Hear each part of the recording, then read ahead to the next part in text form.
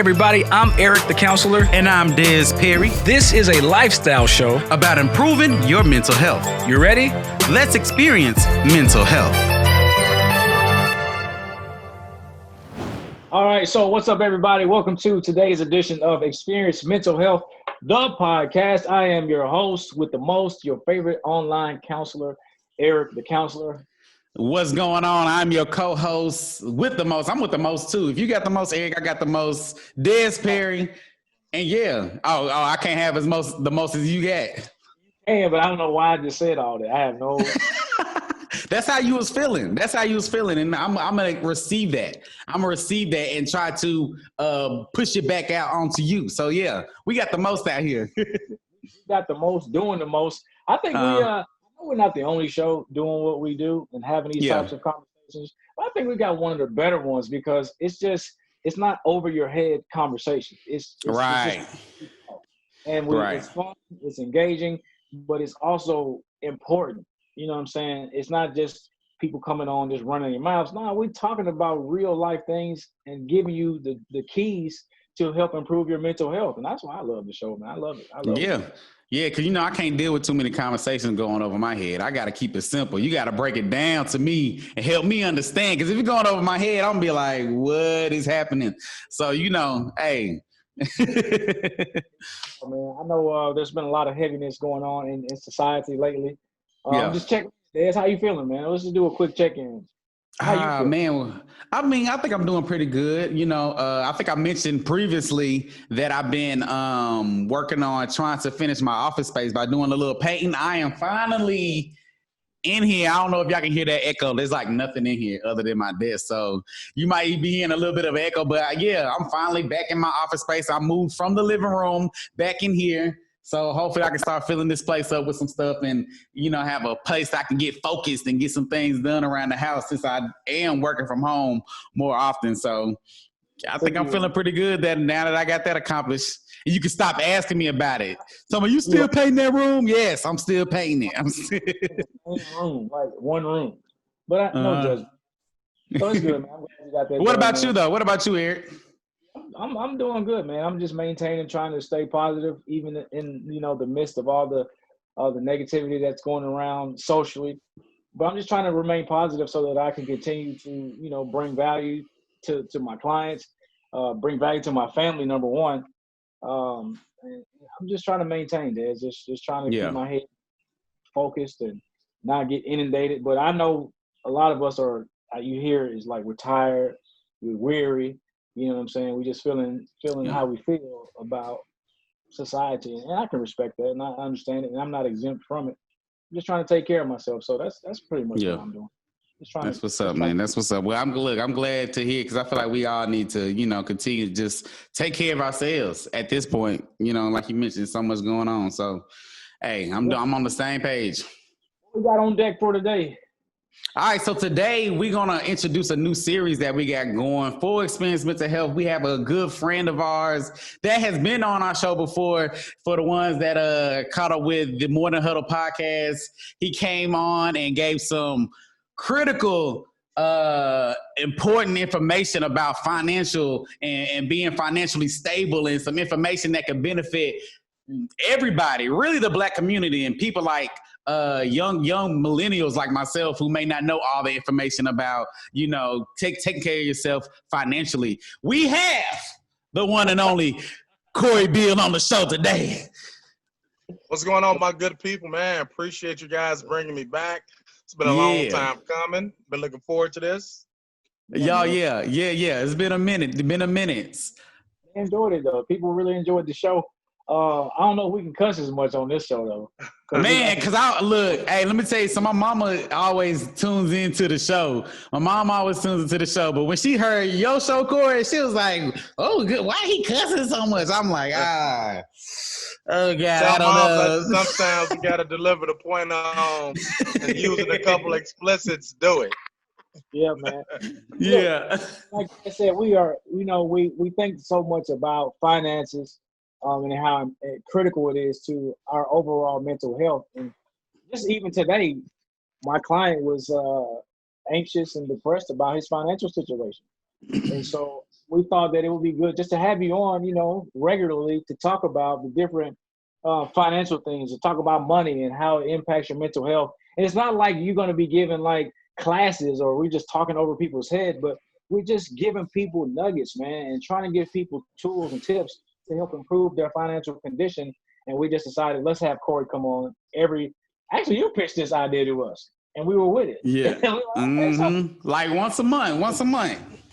Yeah, I think it's important, man, that we get that we talk straight. You know how I believe in emotional pimping and too many enablers out here. Many of us that's stuck in depression. I was stuck in that point as well, and it was really due to the fact of why no one didn't tell me the truth in a direct manner. Yeah. You sit down, you're with your friends, you're with people who you think is your friends, who your associates that you can vent to, that you can open up to. But for the most part, they're talking behind your back, stabbing you in the back, laughing at you, and which caused depression as well. So maybe if someone would have told me in my mid-20s that it costs a lot of money to live a long time, maybe I wouldn't have been stunned in the clubs a lot. Or maybe I wouldn't have been dating 2, 3, 4, 5 women at the time, even though I was married. Like, certain things I probably would have thought differently. Blowing money on all of them. Yeah. Yeah, I'm blowing. I'm up here, 1 minute. I'm in level 88 one Friday, next Friday I'm in live, Saturday. Stunting.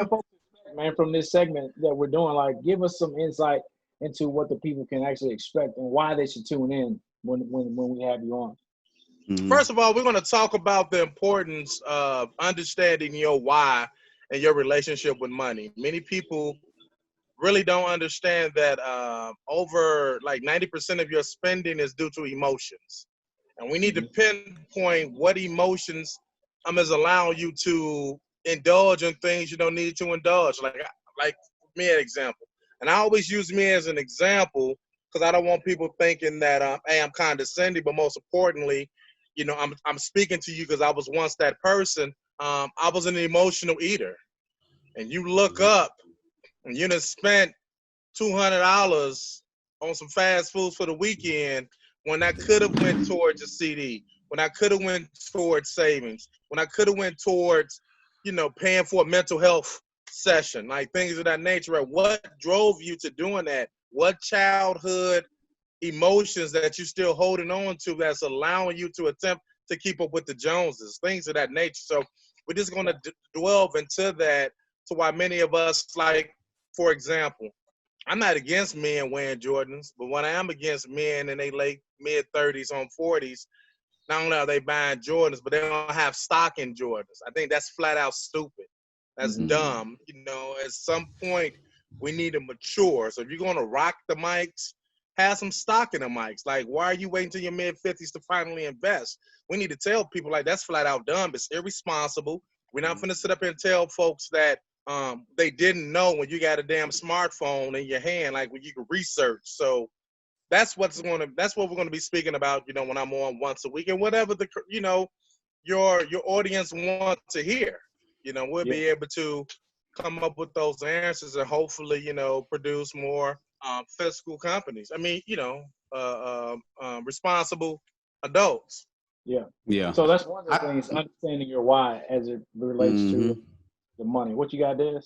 I was going to say, man, because really, I think that's the most important thing, what you was just hitting on, Cory, because for one, I totally related to emotional eating. Man, I look at my account and be like, boy, I done blew through a check on fast food alone. And it's like, why am I, constantly doing this? I will say I done got a lot better because I done got married now. So she done shut a lot of that stuff down. Home cooked meals. Hey, she done shut a lot of that stuff down. But I feel like that's important, especially like I mentioned earlier, young millennials like myself, especially like in the college, like you taking out them loans, you just getting the money just so you can blow it and, not investing it back. It's like, and trying to, like you mentioned, trying to keep up with the Joneses, trying to get them Jordans just so you can step out and folks will be like, oh yeah, I'm fresh. Or, trying to just look good. I feel like that is like having some understanding on why that is not okay is definitely going to be important. And that's what I'm really looking forward to as we continue this series on, financial growth. Dez, you want to know what's crazy is that most people, when I sit down with a lot of my clients, they spend more money on eating out than they actually put in their retirement accounts. Guess what? That eating out is probably speeding up that. Well, it's not speeding up retirement, but it's speeding up the end. If I should say that, it's speeding up the end. Depending on, because I'm pretty sure they ain't eating the most healthiest thing. Absolutely not. Especially they probably hitting the steakhouse. Good $100. That's a good easy, 120. 120. You know, that's for two people. Because you're gonna feel embarrassed when you go to J Alexander's with your colleagues and they ordering the pork tenderloin special, or they ordering, steaks and whatnot, and you ordering the tacos because it's the cheapest thing on the menu. Like, you don't go to J Alexander's. Let me get a little appetizer. Let me get an appetizer. Right. And you drinking water with lemon. Now, everybody knows you want an Arnold Palmer or Sprite, right? So, Cory, like, I think a lot of things that may come up in your segments of the show, it's going to be like information and knowledge. And the question is going to be, how come no one told me this? And I really believe that because the people who we would expect to tell us, no one told them, or it was kept from us. If you go back far enough, like, it wasn't that no one wanted to prepare you. It's just no one knew to tell you that you need to be in certain things. And so I'm sorry to cut you off. That's cool. I think we need to just keep that, perspective as we just introduce this information to people for the first time. It's not their fault that they didn't know it. It's just you don't know it. And so here we are now. We're providing this platform so that you can learn and get some of this information. Well, you got to understand, you're right, man. I'm 42 years old. And one of the things that I dislike about my mother generation is that they came up under the rule of, what was that rule? Do as I say, not as I do. Yeah. So because of that, they wasn't educating. For example, why I couldn't get this, why I got to get the generic cereal versus the Captain Crunch, right?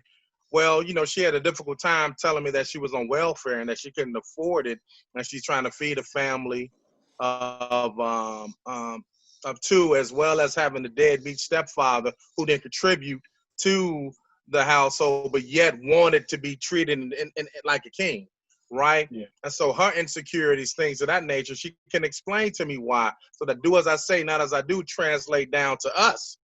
So when we finally get a chance to get what we want, we go at it big, right? Yeah. Because we just mimicking, we just emulating what we saw. So that's one of the main reasons why we do what we do, because we're really emulating our first examples, which is our parents. Yeah. So that's a very important part. And then at the end of, our eyes don't lie to us. The eyes don't lie. So you want that feeling. And when you see someone who do got the fresh icy white Air Ones on, who do got the new mics on, and everybody like, ooh, dang, man, he got them before they came out. And you see how that person smile and how they feel, things of that nature, but you're not getting that at home. Your mother ain't making you feel that way. Your father ain't making you feel that way. So it's more of the feeling that you after versus the material. Yeah. Right. Yep. You become a crack addict and you constantly chase that. Constantly. I mean, we can even lead that into social media. That's why folks be, post stuff all the time to get likes, or they act like they somewhere, or they leaning up on somebody else's car, just so they get likes, and I feel like that's kind of like the trend, especially of today's generation. My people. Validation is real. Yeah. Validation is real. It's real. So, validation is real. When we get into the segments, can we talk about like what money actually is? You know what I'm saying? Money is not just words and numbers on paper, right? What I'm talking about is money is energy. You know what I'm saying? It's a transfer of energy. When you look in your bank account, it's just numbers. It's just numbers. And so I think we just really got to start from a fundamental place and then begin to build, because a lot of I'm afraid that a lot of our listeners may not have all the tools or just the basic understanding of what's a CD. First of all, what's a CD? How do you get that?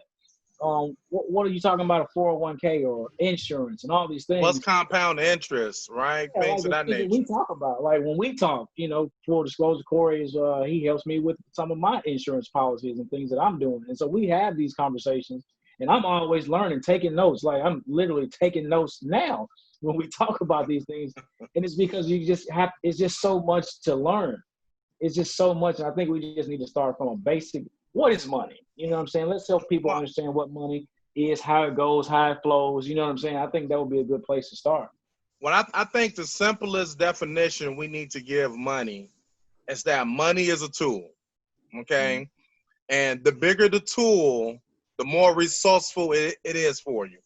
Let's just put it like that. So the bigger your tool, it allows you to do more things with it, right? If we keep it that simple, right? So we don't have to have this elaborate meaning behind Yeah. money. Money is a tool. The bigger the tool, the greater the resources you have access to, right? Simple as akin to, we can't go into our yard and dig a hole with a fork. Yeah, we could do it. It's going to take a mighty long time to Yeah. get 6 feet down, but we need a shovel. So with the shovel, as we constantly dig, we'll get to our place of reference because the tool is bigger. Same with money. The more money you have, the more things you can buy, the better your vehicle, the better the lifestyle. You could possibly use that tool to buy something that is unreplaceable, non-refundable, and it's very priceless, which is time, right? And then you also said money is energy. Absolutely, money is energy. That's why it's called currency. And you want to put your money in accounts that has the highest currency, i.e. interest. The better the interest, the faster your money gets to grow, right? So you want to understand the difference between a savings account and a CD. You want to understand that if you put your money in a slow current account, a savings account, which is 0.2%, that it'll take you 72 years. If it was at 1%, it'll take you 72 years to double your money. At 0.2%, it would take you 244 years to double your money. So you need to ask yourself, how can I collapse that time? How can I collapse that energy? Well, I need to put my money in accounts that's going to give me 4%, 8%, 12%, so I could buy back my time so my money could grow so it could outpace inflation. So when we speak on things like that, that's how you break that down. So let's start thinking of money as just a tool. The bigger the tool, the more resourceful that tool will be for you. That's why it's imperative to try to get as much as you can. You know what I'm saying? Because there's things that you're going to want to do, That is dope, man. And look, I feel like you gave us so much information. That's why I'm really excited about this segment that we're really going to start getting off into. But one thing I wanted to know is, like, okay, so how did you get into, I guess, starting this journey of getting into being a financial advisor or getting your knowledge up on finances? And like, where was that transition for you? Like, let's hear a little bit of your story. So I try to make it quick, man. It was real simple. When I was married at Dell Computers, my ex-wife lost her husband. Her husband, my God, but she did lose me. boy. No, she lost you. her She parents. just did Yeah, she lost her parents. Her father first and her mother second in a 9-month span. And unfortunately, she didn't have. Father was a big time dope boy. I'm just gonna call it out there. Mother, same way, in and out. 13 kids, no life insurance. None. 13 kids.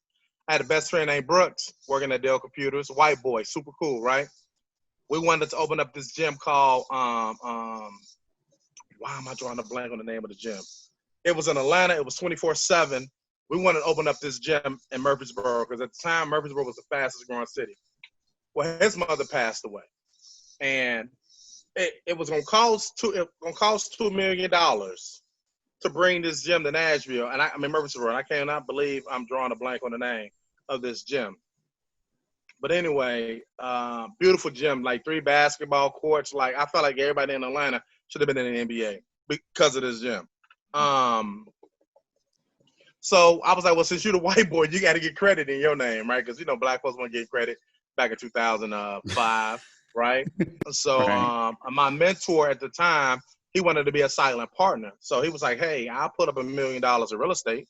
You guys got to come up with $1 million of liquidity. Well, his mother passed away. Homemaker, 33 years, disabled.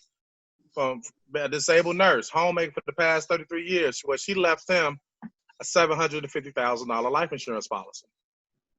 $750,000, 1 kid, no life insurance, 13 kids. He was willing to take $500,000 from that particular policy and put it towards our endeavors to bring that gym here. And I had to come up with $500,000. I felt jealous. I was envious. I was disappointed. I was going to ask my mother, like, how much life insurance you have? And she was like, you trying to knock me off? I'm like, I just want to know what you're going to leave to the family during that time. And she only had like $5,000. I was like, what the hell is that going to do for us? And she said, well, you could just use that to put me in a box. And that's when I was like, damn, we don't transfer money. We don't pass money back. So fast forward, I go to banking. I'll speed it up real quick. I'm in banking. I'm at Fifth Third Bank now. Because I think that's the way that I could get to my community to teach us about the importance of being financially literate. Another white boy, he's like my brother now, and he's my financial advisor. At the time, I was driving a 2005, 4 or 5 Cadillac DeVille, and I was working in Hendersonville, living in Antioch. So just imagine the commute and the gas that I'm paying. So Monday came, he was like, man, you know what, Cory? I just looked at your car, man. I just realized that's a real nice car, man. How much, you spend in the gas a week on that? And I'm like, man, $200, only $200. What's 200? You know what I'm saying? It's nothing. Okay, that's pretty cool. All right. Tuesday come by. It was like, man,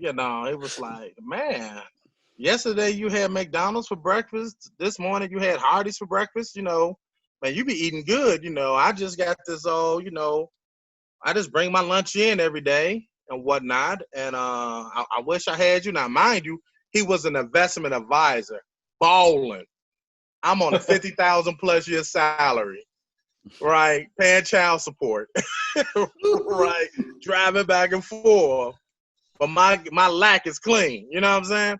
Yeah. So I'm like, man, quit playing. You can do that, man. Stop it. You just stop playing with me.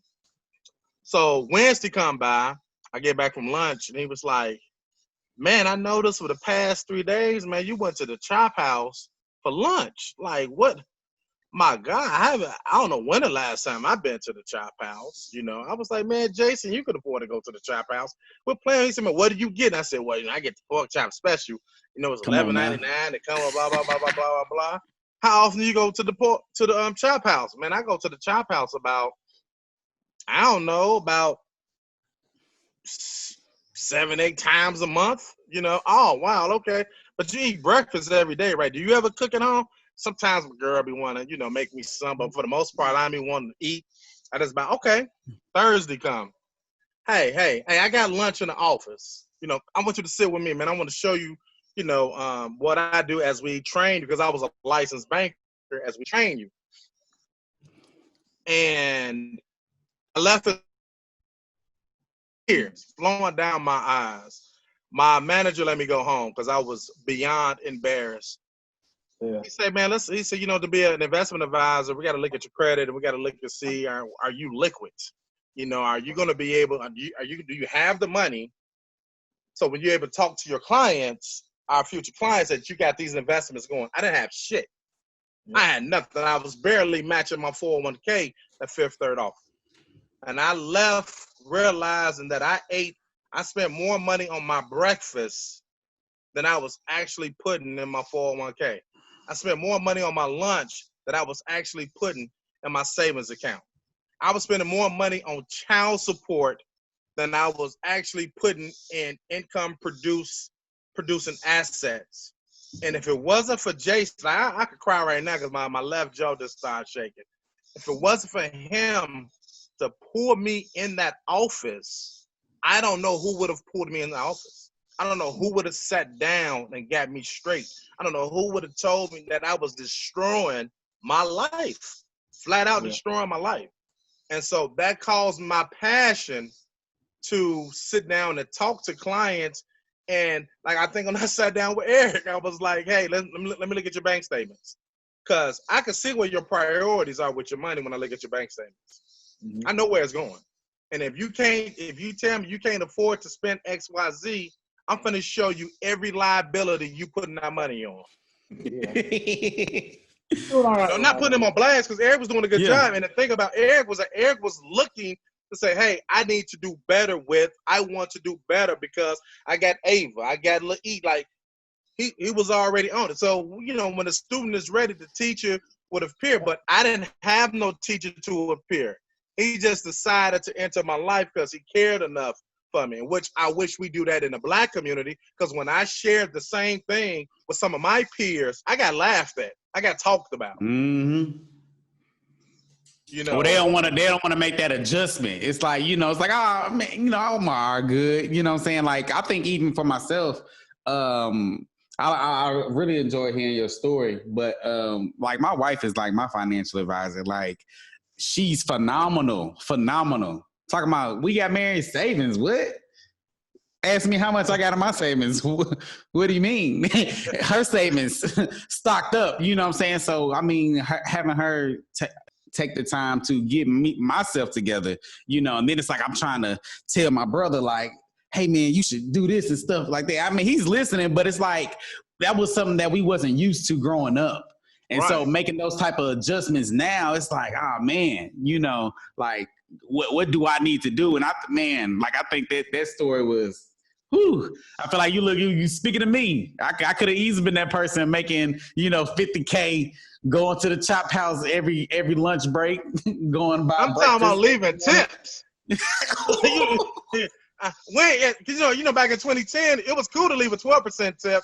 I was leaving 15 and 18% tips before they start putting that shit on the receipt. Okay. No. Yeah, show you that I appreciate you. Let's show you that I appreciate you. Yeah. Appreciate that. Man, I'm really looking forward to this series. I just really am, because I know it's going to be impactful, because financial health is a part of your overall mental health. So as we get ready to, today's just an introductory show. I just kind of want you, Cory, as we begin to wrap up today, Cory, just kind of talk about, how you hear people say, especially our people, money is the, root of all evil. And I just totally it just makes me cringe, because I think of money and I'll say, I have these affirmations. One of them is, I love money and it comes to me freely. I love money. You know what I'm saying? I don't think money is the root of evil. I really don't. I think of all the good things that money has created in this world.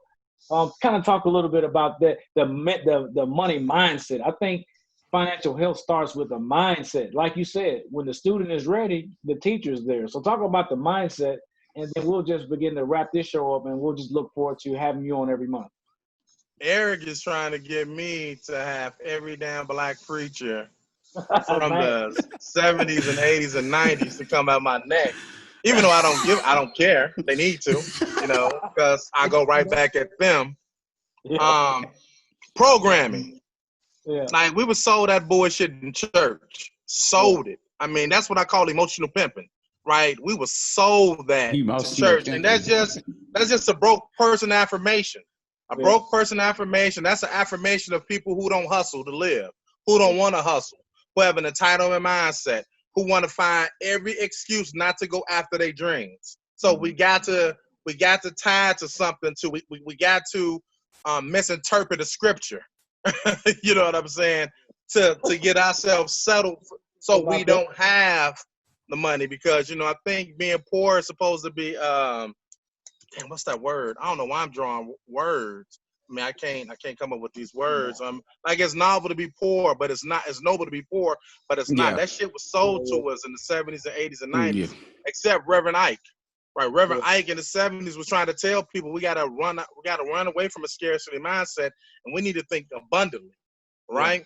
That's why people is having a hard time right now doing COVID to pivot, because they have such a scarcity mindset. They don't see the opportunities that's out here around them for them to shift their business to make money. Why? Because money is the root of all evil. Scarcity mindset. But it's kind of funny. It's one mega church in Nashville that was preaching that saying money is the root of all evil, but they use Reverend Ike affirmations in their and they're saying, be as you want to be, do as I want to do, have as I want to have. You probably went to that church. You know what I'm saying? Oh yeah. Okay. You got I think Lauryn Hill got a song with her son called Zion, something like that. But hey,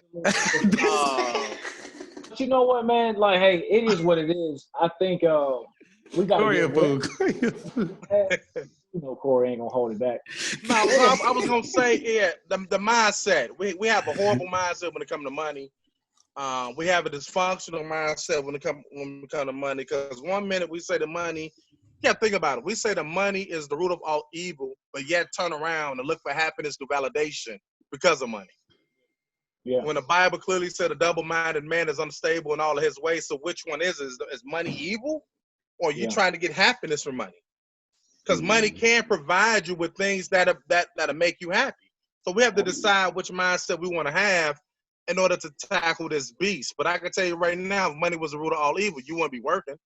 Like, you know what I'm saying? You wouldn't be able to get this car, pay rent, you know, go AWOL, you know, get your Israelite on. Did I say that? Yes.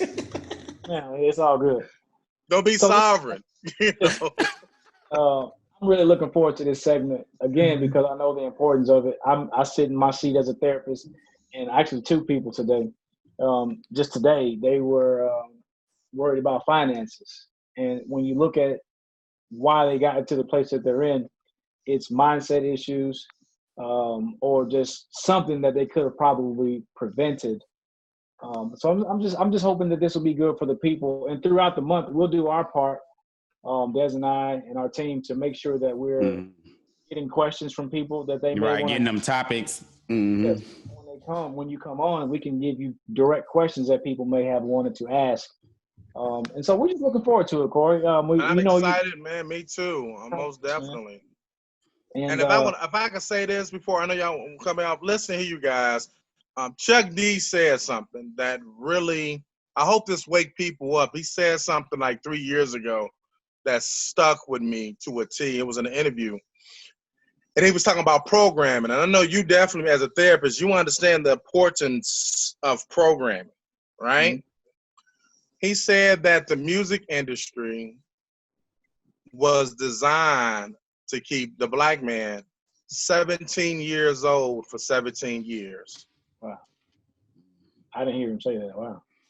So when you're in your mid-30s, and you wonder why you still on some money, hoes, and clothes type of mindset, because when you listen to the music from age 17 to 34, nothing has changed. Right. You're right. And that's what you're constantly listening to. You're being conditioned to believe that. That's why many of us, we don't purchase our first home until we're 36 and up. That's why we lead in all genders of paying rent in our 40s to 50s. Like we're the number one race. We pay the most rent from age 45 to 54. Right. You know, because we're 17 years old. Then we wake up in our late 40s, early 40s, and we got this karma we got to pay for all the bad decisions that we made or didn't make, which leads to depression because you sit back and say, damn, man, I did what? Man, I could have did. And then you on Instagram watching everybody highlight reel, which add on to the depression. So yeah. Oh yeah. You saying that. You depressed now when you turn 70 and you have to go to work because you never saved for your 70-year-old self. Right. You just said something key. You 70 years old and you have to go to work. Yeah. That's tough. Yeah, it's tough to deal with. So listen, man, I think we're gonna wrap it up for today, and we look forward to having you back to chat with us again next month. Absolutely. Bring the heat. Let the people know what they need to know, Cory. Let the people know. Will do, man. We need somebody to be pissed off about black money. White folks got Jim Cramer. I guess black folks gonna get Cory Beal Sr. All right, man. That's cool. It's been a good show, man. Good introductory show, letting people know what they can expect. What you got for us, Dez? Man, look, that's pretty much it, man. Stay positive, keep your head up, keep doing, take care of yourself. Really, that's all I got. And I think that, this series right here is going to be part of taking care of ourselves, because we're not just talking about mentally now or spiritually. We're talking about financially, you know what I'm saying, which is another important role when it comes to taking care of yourself and your self-care. So, all right. All right, before we go, man, big shout out to all of our new subscribers to our YouTube channel. We really appreciate you guys taking the interest in what we have. Also, we can't go without saying thank you to all of our old subscribers. For sure. Our text club. We appreciate you guys being a part of the EMH lifestyle, the family. We got a lot of great things coming for you. We're still trying to grow. You've been rocking with us for, I think, about a year now. And so hopefully you've seen the growth in our show, and you're going to start to see other things that we produce as well. So, Oh, yeah. Appreciate you guys. And whatever you do, make sure that you are going to make it a great day. We'll see you guys next time. Peace. Wakanda forever. R.I.P. Hey guys, if you really enjoyed that episode, make sure that you like and comment, as well as subscribe to the Experience Mental Health Podcast, because this is the #1 mental health podcast in the nation.